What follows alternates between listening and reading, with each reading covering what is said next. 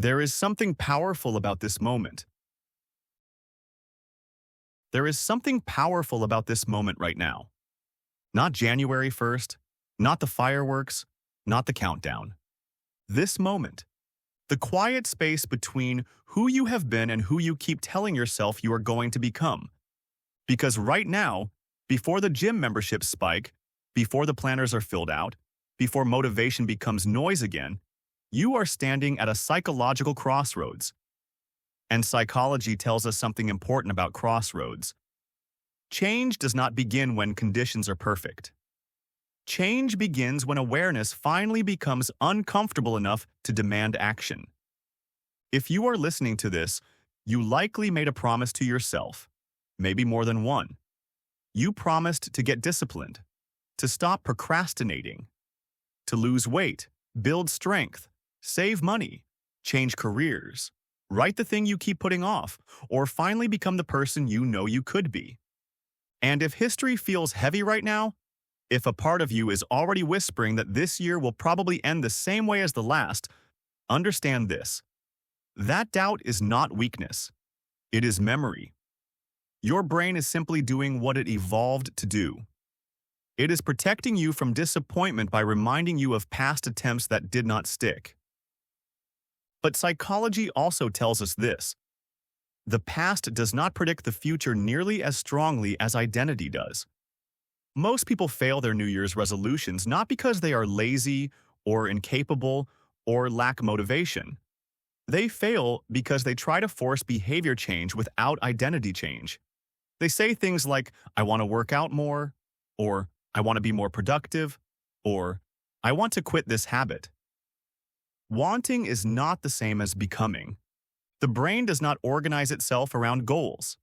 It organizes itself around self-concept. And if you see yourself as someone who struggles with discipline, every disciplined action will feel like friction. If you see yourself as someone who always falls off track, every missed day will feel like proof. And once the brain senses proof, it disengages. This is known as learned helplessness, a psychological state where repeated failure convinces the mind that effort no longer matters. But there is another mechanism at work, one that can work in your favor. Cognitive dissonance. When your actions consistently contradict your self-image, your brain feels tension. And the brain hates unresolved tension. It will resolve it in one of two ways. Either it will pull your actions back to match your identity, or it will update your identity to match your actions. This is why small, repeated wins matter more than dramatic bursts of motivation. You do not become disciplined by declaring discipline. You become disciplined by doing small things consistently enough that your brain has no choice but to say, this is who I am now. And that is what this year must be about. Not transformation overnight, not perfection, not a flawless streak. This year is about evidence. Every time you do the thing you said you would do, even when it is small, you are casting a vote for the person you are becoming. Every time you keep a promise to yourself, your self-trust grows. And self-trust is the foundation of all lasting change. Psychologist Albert Bandura called this self-efficacy, the belief that your actions matter and that you are capable of influencing outcomes. High self-efficacy predicts persistence, resilience, and long-term success across nearly every domain of life. Low self-efficacy produces avoidance, procrastination, and self-sabotage.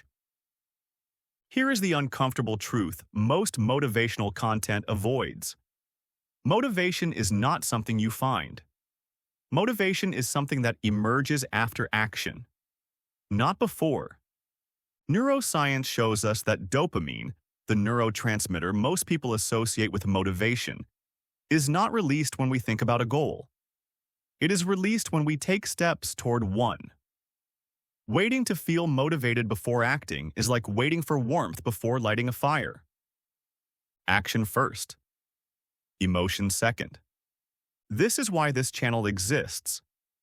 Not to hype you up for 5 minutes and abandon you when the feeling fades, but to remind you of something deeper. You are not unfinished because you are broken. You are unfinished because growth is still possible. And if you are honest with yourself, you already know what needs to change. Not someday, not next month. Now. You know the habit that is draining your energy. You know the excuse you lean on when things get uncomfortable. You know the version of yourself you keep postponing, because becoming them would require letting go of who you are used to being. Psychology refers to this as loss aversion. The brain perceives change as loss, even when the change is beneficial. It clings to familiar pain because familiar pain feels safer than unfamiliar growth. But safety is not fulfillment. Comfort is not progress.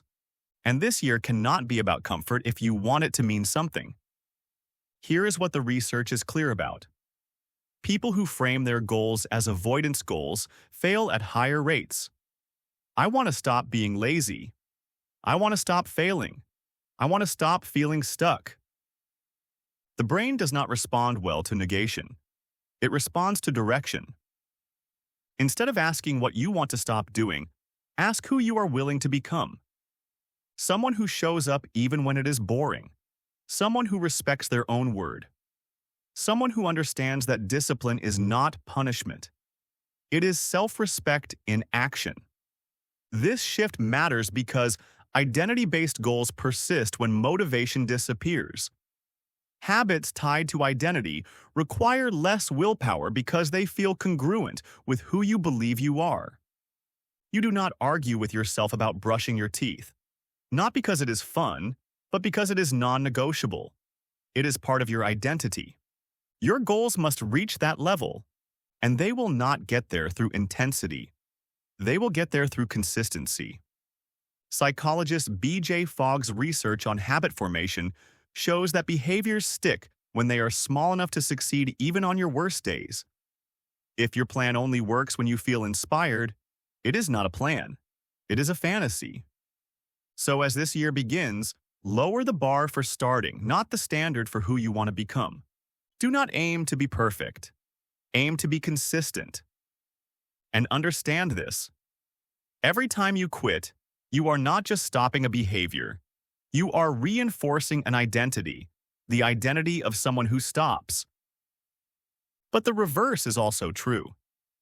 Every time you continue, especially when it would be easier to quit, you are forging something inside yourself. Something quiet. Something durable. Grit. Psychologist Angela Duckworth defines grit as passion and perseverance for long-term goals. Not enthusiasm, not excitement, perseverance. The ability to stay in the game long after the novelty wears off. That is where most people fail. They confuse the beginning with the process. The beginning feels good. The process feels lonely. The beginning gets applause. The process happens when no one is watching. And if you are honest, that is where your past resolutions died. Not because you lacked ability, but because you underestimated how long it would take to feel different. Real change is boring at first, but boredom is not a signal to stop. It is a signal that the work has begun. This year, when motivation fades, and it will, remember this. You are not behind. You are not failing. You are exactly where the process demands you be. Psychology also teaches us about the importance of environment. Willpower is unreliable. Context is powerful. If your environment stays the same, your outcomes will too.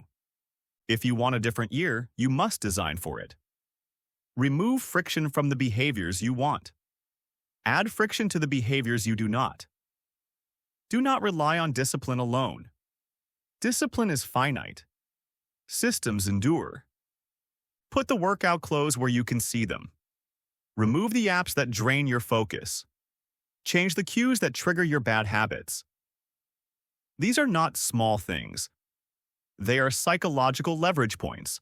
And do not do this alone. Human behavior is social. Accountability increases follow-through dramatically. This is why you are here. This is why this channel exists. If this message resonates with you, subscribe. Not because of vanity metrics, but because repetition matters. Exposure matters. Identity is reinforced through reminders.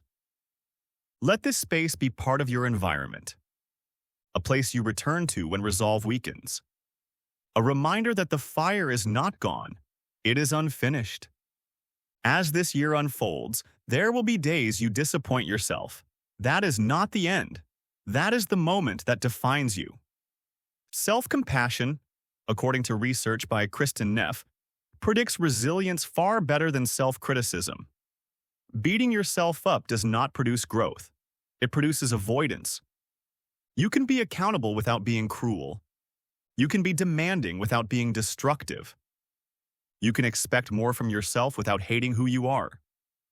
This year is not about proving anything to anyone else. It is about proving something to yourself, that you can trust your word, that you can sit with discomfort, that you can choose long-term fulfillment over short-term relief. And when December comes again, you will not measure this year by perfection. You will measure it by integrity.